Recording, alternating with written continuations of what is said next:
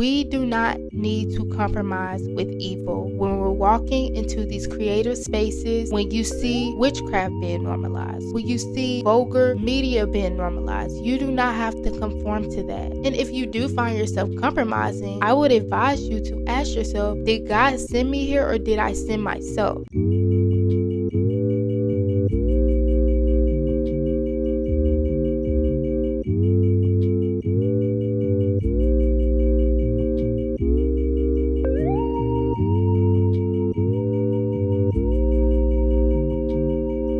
Hello, welcome back to Christ-Centered Creativity, the space where faith and creativity meet. I'm your host, Jada Simone, and here we edify you, encourage you, and inspire you to create within God's will and to execute the ideas He has blessed you with. In today's episode, we're going to be talking about how to navigate secular spaces as a Christian creative without compromising. Like it says in Matthew 5 verses 14 through 16, we're meant to be the light in this world. That means to be a light in this world, we'll sometimes be in spaces and places that don't necessarily believe in the same things we believe in. And with today's episode topic being about avoiding compromising as a Christian creative, what better book to talk about than the book of Daniel? We're going to start at Daniel 1 verse 1, and it says, "In the year of the reign of Jehoiakim, king of Judah, Nebuchadnezzar, king of Babylon, came to Jerusalem and besieged it. And the Lord delivered Jehoiakim, king of Judah, into his hand, along with some of the articles from the temple of God. These he carried off to the temple of his lowercase God in Babylonia and put in the treasure house of his God. Then King Nebuchadnezzar ordered Ashpenaz, chief of his court officials, to bring into the king's service some of the Israelites from the royal family and the nobility, young men without any physical defect, handsome, showing aptitude for every kind of learning, well informed, quick to understand, and qualified to serve in the king's palace. He was to teach them the language and literature of the Babylonians." That was Daniel 1 verse 1 through 4. And among those who were chosen from Judah was Shadrach, Meshach, Abednego, and Daniel. So that's just the beginning of Daniel, just to give you some context on what this book is about. But let's get into our main point. So the first point I want to discuss is that Daniel advocated for his faith. Daniel and his friends advocated for their faith. Daniel 1 verse 5 says, "The king assigned them a daily amount of food and wine from the king's table. They were to be trained for 3 years, and after that, they were to enter the king's service." Verse 8 says, "But Daniel resolved not to defile himself with the royal food and wine, and he asked the chief official for permission not to defile himself this way." So just some commentary on why he was saying he didn't want to defile himself. One of those reasons could be that the food was unclean according to the Mosaic law. The second reason could be that Daniel didn't want to partake in drunkenness, being that the Babylonians' wine was a lot stronger than what he was used to drinking. And the third reason, which is what I immediately thought of when reading this, is that Daniel didn't want to eat food that was sacrificed to false gods and idols. Daniel 1 verse 10 through 16 says, "But the official told Daniel, 'I am afraid of my lord the king, who has assigned your food and drink. Why should he see you looking worse than the other young men your age? The king would then have my head because of you.'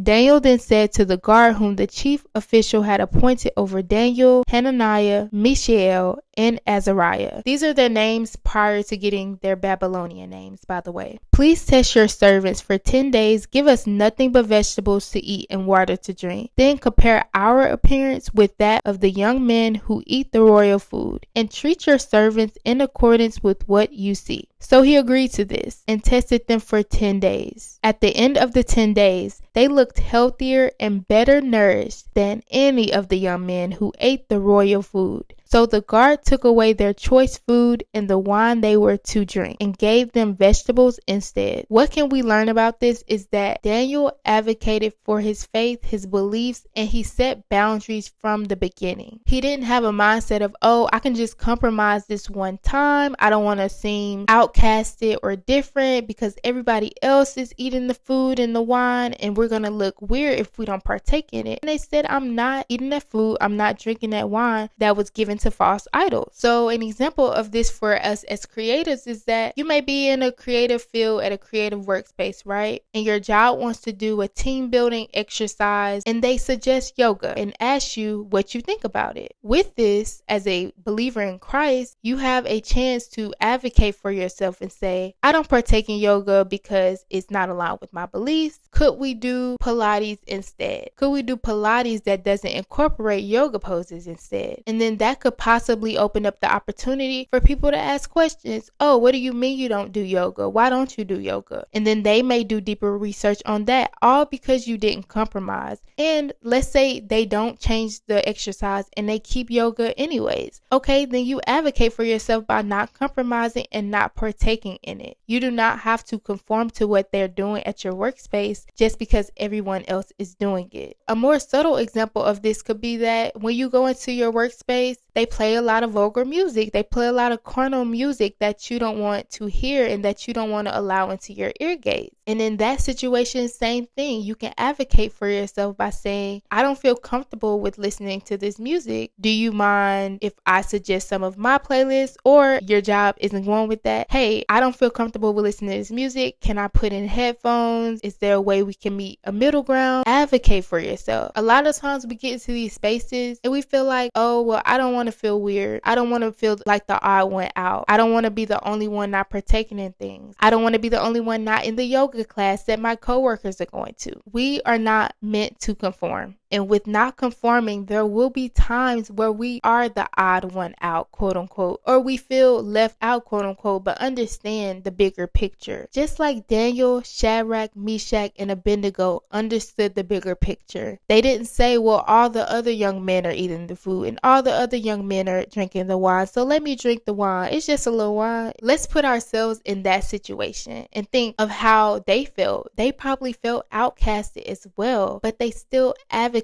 for their faith and their belief in God, and they did not conform to what everyone else was doing. And understand, when you compromise once in these situations, it opens the door for you to compromise again and again. The next thing you know, you could be compromising habitually all the time, all because you opened the door for Satan to come in, have you believe that compromising is okay. If we conform and look like everybody else in these spaces, how will they know we know Jesus? How are we set apart if we're a part of everything that's going on in the world? Which brings me to my second point. If you compromise, how will God get the glory? Because Shadrach, Meshach, Abednego, and Daniel did not compromise, God was able to get the glory and he was able to do miracles. And we're going to dive deeper into the text to show you an example of a miracle that God was able to do, all because they did not compromise. So now we're going to dive into chapter 3 of the book of Daniel, and we're going to start at Daniel 3 verse 1. King Nebuchadnezzar made an image of gold 60 cubits high and 6 cubits wide, and set it up on the plain of Dura in the province of Babylon. Then the herald loudly proclaimed, nations and people of every language, this is what you are commanded to do. As soon as you hear the sound of the horn, flute, zither, lyre, harp, pipe, and all kinds of music, you must fall down and worship the image of gold that the king Nebuchadnezzar has set up. Whoever does not fall down and worship will immediately be thrown into a blazing furnace. That was Daniel 3 verse 1 through 6. Before we dive into Daniel 3 verse 14, a little context on what happened before this verse. Basically, some astrologers came and told Nebuchadnezzar, Shadrach, Meshach, Abednego were not bowing to the golden image that he had made. Daniel 3 verse 14 through 30 says, and Nebuchadnezzar said to them, is it true, Shadrach, Meshach, and Abednego, that you do not serve my gods or worship the image of gold I have set up? Now when you hear the sound of the horn, flute, zither, lyre, harp, pipe, and all kinds of music, if you are ready to fall down and worship the image I made, very good. But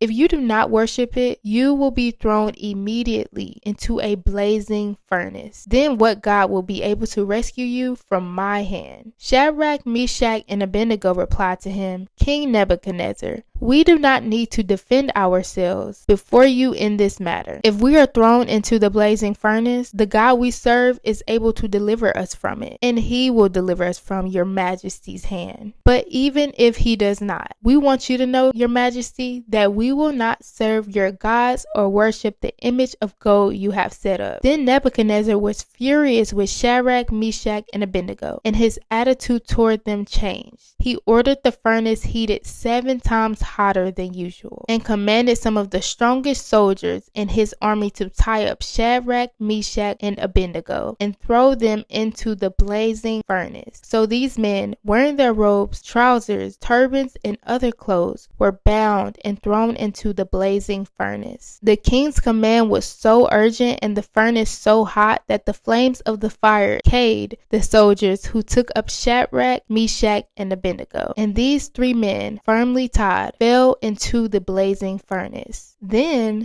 King Nebuchadnezzar leaped to his feet in amazement and asked his advisors, "Weren't there 3 men that we tied up and threw into the fire?" They replied, "Certainly, your majesty." He said, "Look, I see 4 men walking around in the fire, unbound and unharmed, and the 4th looks like a son of the gods," which he meant an angel. Nebuchadnezzar then approached the opening of the blazing furnace and shouted, "Shadrach, Meshach, and Abednego, servants of the Most High God, come out and come here." So Shadrach, Meshach, and Abednego came out of the fire. And the satraps, prefects, governors, and royal advisors crowded around them. They saw that the fire had not harmed their bodies, nor was a hair of their heads singed. Their robes were not scorched, and there was no smell of fire on them. Then Nebuchadnezzar said, "Praise be to the God of Shadrach, Meshach, and Abednego. God has sent his angel and rescued his servants. They trusted in him and defied the king's command and were willing to give up their lives rather than serve or worship any god except their own God. Therefore, I decree that the people of any nation or language who say anything against the God of Shadrach, Meshach, and Abednego be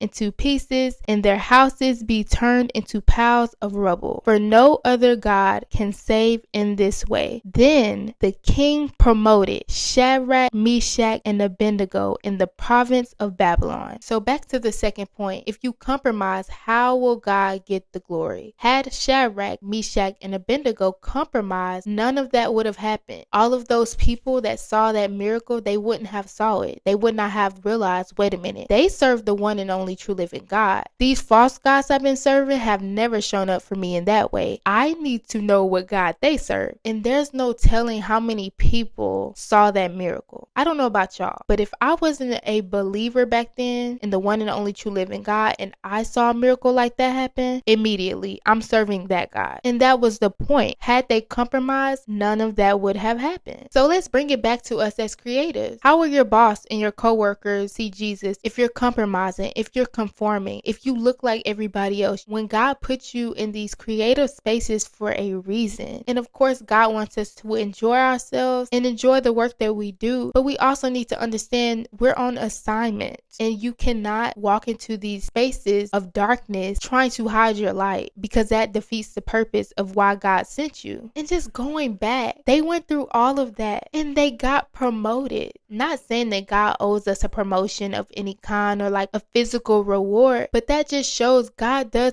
honor our faithfulness. When we advocate for our faith, when we truly put God first in all that we do, including in these creative spaces that we're walking in, He will honor that. And it may not look like a tangible reward, but maybe it's just a peace of mind knowing that you were obedient to God's word and His will. And the third and final point is, if God called you there, you will not need to compromise. It was no coincidence that Shadrach, Meshach, Abednego, and Daniel were sent to Babylon. God had a plan for them to be there, and He blessed them with all the wisdom, all the intellect, all that they needed to show up for that assignment. Going back to Daniel 1 verse 9 says, "Now God had caused the official to show favor and compassion to Daniel." Favor and compassion. Where God is sending you in these creative spaces, there will be favor. You will not have to compromise. God will not send you somewhere and be like, oh, well, the only way your assignment will happen, or the only way this assignment will be complete, is if you compromise. Sorry. A holy, perfect God would never tell us to compromise. And if you do find yourself compromising, I would advise you to ask yourself, did God send me here or did I send myself? Or it could be that God did send you there, but he never intended on you compromising. He wanted you to go into these spaces and be faithful, be a light, show people that there is a different way, show people Jesus Christ. And in being sent by God and knowing we don't have to compromise if God truly sent us, also trusting that he will bless us with the skills, he will equip us with the wisdom on how to navigate these spaces, just like he did Daniel, Shadrach, Meshach, and Abednego. Daniel 1 verse 17 says, to these 4 young men God gave knowledge and understanding of all kinds of literature and learning, and Daniel could understand visions and dreams of all kinds. God blessed them with that wisdom. God blessed them with that skill. God gave them these things, not so they could use it for their own ambitions, but so they could glorify the Lord. And we're meant to do the same. And I want to end this last point with this verse. Psalms 119, 1-3 says, joyful are people of integrity who follow the instructions of the Lord. Joyful are those who obey his laws and search for him with all their hearts. They do not compromise with evil, and they walk only in his path. We do not need to compromise with evil when we're walking into these creative spaces. When you see witchcraft being normalized, when you see vulgar media being normalized, you do not have to conform to that. Let's recap what we talked about today. Number 1, advocate for your faith, just like Daniel, Shadrach, Meshach, and Abednego did. Number 2, God gets the glory when we do not compromise. And number 3, when God has truly called you into a space, you will not need to compromise, and trust and know that God will equip you with the wisdom, the intellect, the skills, and all that you need to do what he has called you to do. Thank you all so much for tuning into the 3rd episode of Christ-Centered Creativity. Be sure to like, comment, and subscribe if you're watching on YouTube, and let me know which part of this video resonated with you in the comments. Be sure to follow the podcast Instagram at Christ-Centered Creativity Pod, and if you're listening on Spotify or Apple, be sure to leave your girl a 5-star review so this podcast episode can get to whoever God has called it to reach. I hope you all have a great rest of the week. Stay blessed and stay creative, and I will see y'all next week. Bye.